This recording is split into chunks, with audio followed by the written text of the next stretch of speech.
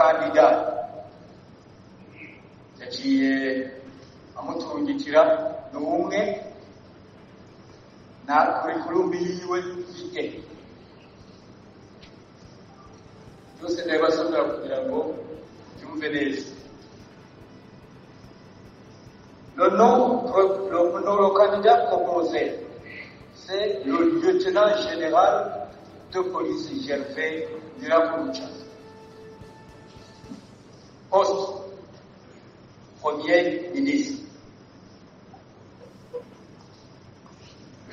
Curriculum vitae. Nom et prénom.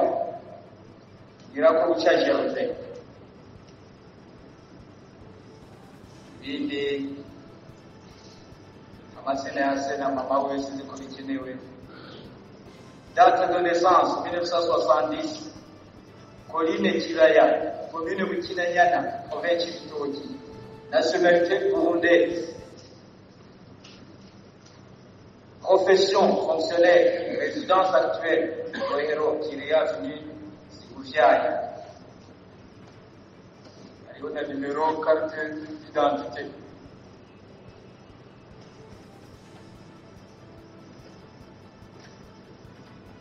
Études faites.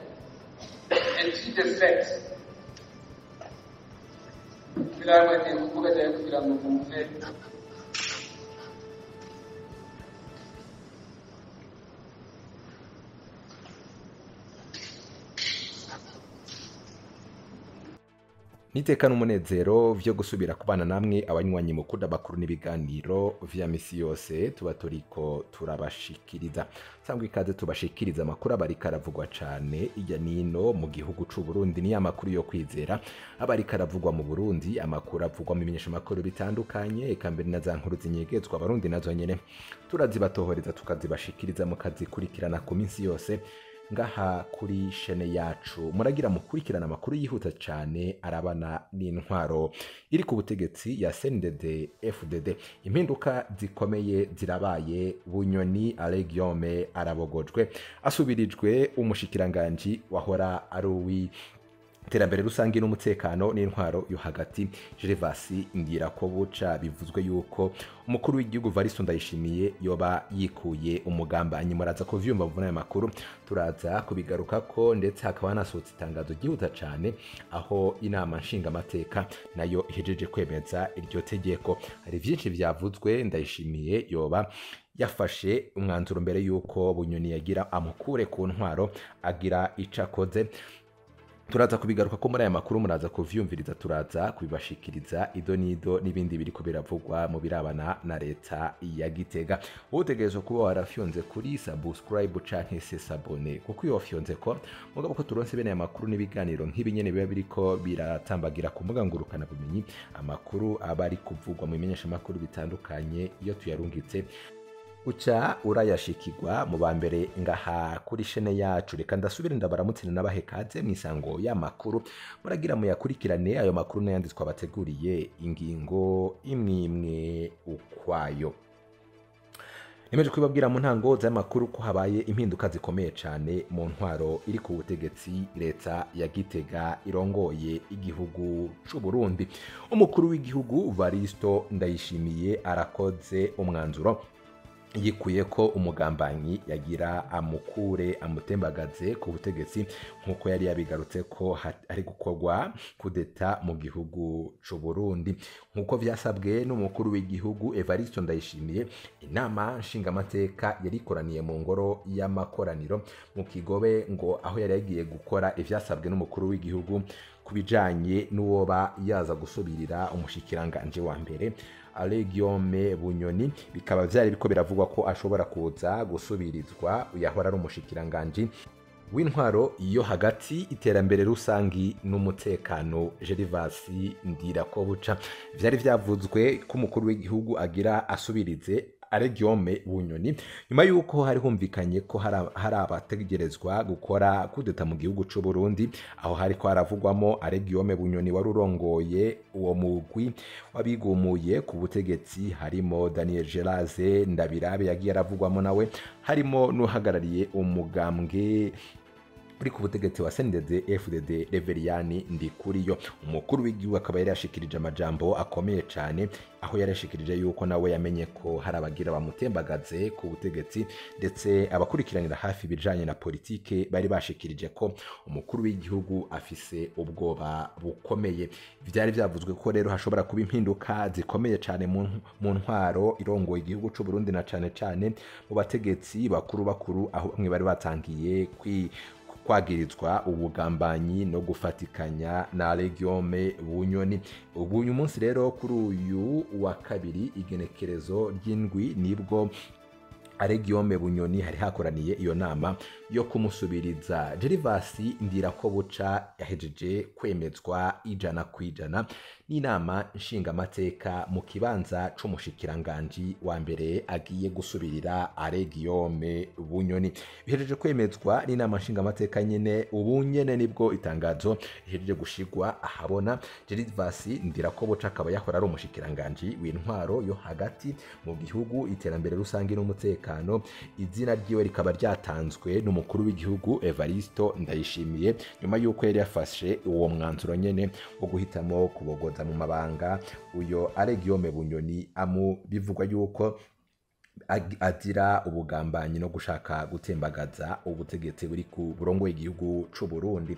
Ubu nyene nibwo inama nshingamateka n'abashingamateka bari bakoraniye ngaho mu Kigobe bahejeje kwemeza yuko Gervas Ndirakobuca ariwe ategerezwa kuza gusubirira uyo Guillaume Bunyoni, ndetse bikaba vyemejwe 100% no kuvuga nyene ubwo nta numwe mu bashinga amateka bari bakoraniye ngaho atemeje ico cyemezo cyuko Gervas Ndirakobuca batazira ndakugarika ategerezwa gusimbura mu mabanga Guillaume Bunyoni. Umukuru w'igihugu bikaba bivugwa yuko ashobora kuba nawe afashe umwanzuro ukomeye cyane, ndetse ko umwanya n'umwanya hashobora gukwega akarambaraye mu gihugu c'u Burundi, bitewe nuko Guillaume Bunyoni nawe ari igihangange, ndetse afise n'abamukurikirana ndetse n'abasirikare bamukurikiranira hafi nkuko vyagiye biravugwa.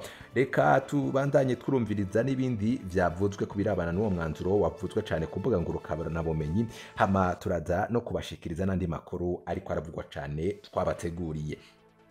Abafungwa barenga 500 imanza zitari bwashigwa imbere y'amasentare nibo batezuriwe n'abashingwa manza bo mu gihugu cose mu mwaka w'ubutungane urangiye w'2021 ushira 2022. Byashikirijwe ku munsi wa gatanu heze mu ntara ya Gitega n'umushikiriza manza kizigenza wa Republika, aho hatanguzwa umwaka w'ubutungane w'2022 ushira 2023. Bamwe mu bo twaganiriye bafisa babo bavundiye mu munyororo bavuga ko leta ya Evariste Ndayishimiye yabuze ihero ry'imiti, mu gihe ababo bapfunzwe ku karenganyo batarigera banarenguswa n'umunsi n'umwe ngo bamenye icaha kibagira. Bagiriye ko banavuga ko igisata c'ubutungane kuva ku ntwaro ya CNDD FDD camye kizingamitswe n'akagwi gatoya kabiyita ibihangange muri uwo mugambwe uri ku butegetsi. Inkuru dushikirizwa na mugenzi wacu Aline Munezero. Mu gihe ku munsi wa gatanu w'indwi iheze hari haramutse hugururwa umwaka w'ubutungane w'2022 ushira 2023, ibirori byabereye mu ntara ya Gitega. Umushikiriza manza kizigenza wa Republika yamenyesheje ko mu mwaka w'ubutungane urangiye bashoboye kugendura amaparke yose ari mu gihugu. Muri ico gikorwa ngo basanze abafungwa barenga 500 imanza zitari bwashigwe imbere y'amasentare aribo batezuriwe n'abashikiriza manza bo mu gihugu cose. Umviriza uko umushikiriza manza kizigenza wa Republika Silvestre Nyandwi yabisiguye ku majwi dukesha Radio Isanganiro. Twarashoboye gusuzuma ibikorwa by'abashikiriza manza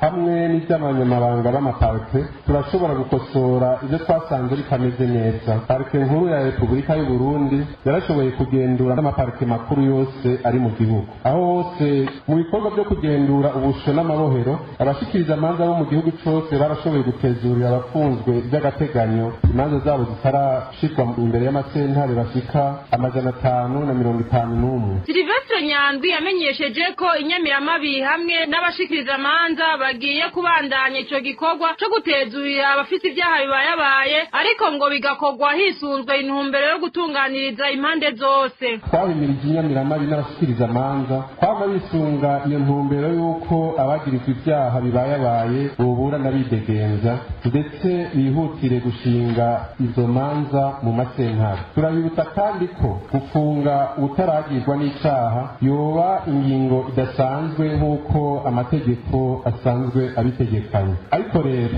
hari aho dusanga dutegerezwa kuja hagati y'ukurikiranwa ku caha hamwe n'uwagikorewe kuko bose ari abo gutunganiriza. Bitagenze uko birashobora guhungabanya umutekano. Nico gituma ikibazo c'indishi twasanze ku madosiye amwe ari intambamyi kwirekurwa ry'abafunzwe kuko bamwe usanga ari bantaho nikora badashobora kuronka ico bari. Silvestre Nyandwi umushikiriza amanza kizigenza wa Republika y'u Burundi yaraniguye bamwe mu bagize urwego rw'ubutungane bakora amakosa. Aha akaba yateye akamo abacamanza n'abashikiriza amanza gukora batiziganya mu ntumbero yo gusubiza ishusho nziza ubwo rwego. Harabaye kandi n'abadohotse kwibanga barigenza nabi ariko ni bake cyane. Abo rero barahanywe kandi turizeye ko amakosa ateze ikeye urwego rw'ubutungane agiye kugabanuka. Ubutungane butegerezwa gutunganiriza bose. Aha twagira dukengurutse cyane ingingo ya nyencubahiro umukuru w'igihugu cyacu yafashe yo kunagura amategeko agenga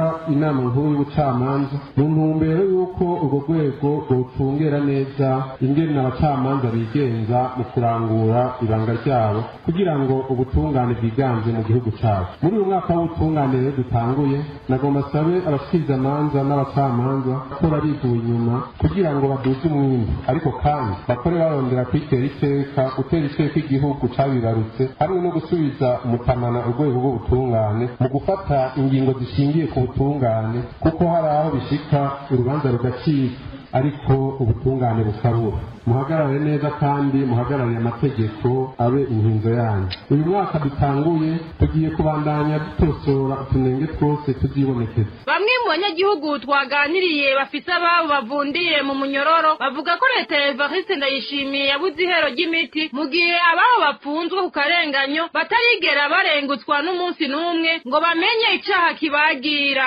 Bagiye ko bavuga ko igisata c'ubutungane kuva ku ntwaro ya CNDD-FDD camye kizingamitswe n'akagwi gato kiyita ibihangange muri uwo mugambwe uri ku butegetsi.